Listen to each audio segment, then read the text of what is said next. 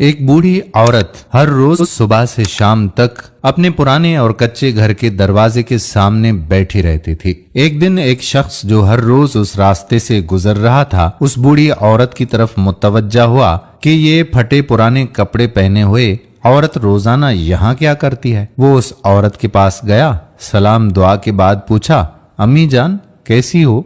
बूढ़ी औरत हाथ आंखों के ऊपर रखकर उस शख्स को देखने लगी और कहा, मैं ठीक हूँ। शख्स कहने लगा, ऐसा मालूम होता है कि आपका कोई भी नहीं है। बूढ़ी औरत कहने लगी, क्यों नहीं, अल्लाह का शुक्र है, मेरे 6 बेटे हैं, अल्लाह उन सबको जिंदा रखे। वो शख्स कहने लगा, आपके घर से ऐसा मालूम होता है कि आपके बेटों का कोई काम रोजगार नहीं है। बूढ़ी औरत कहने लगी, नहीं बेटा, शुक्र है सारे बेटों पर मैंने खूब तालीम किया है।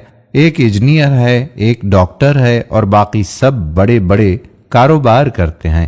बाप अभी तक जिंदा था लेकिन 2 महीने कबल वो भी वफात पा गया। वो शख्स कहने लगा, अम्मा जी आपके बेटे किधर हैं। बूढ़ी औरत बोली, बेटों को अल्लाह ने बहुत दौलत से मालामाल किया है। जिस बेटे को शादी करता अल्लाह उसको दूसरी जगह अच्छा घर देता और हमें छोड़कर उस घर में अपनी बीवी के साथ रहता। मेरे बेटे यहाँ से तकरीबन 2 किलोमीटर आगे रहते हैं। वो शख्स कहता है, तो आप यहाँ क्या करती हैं।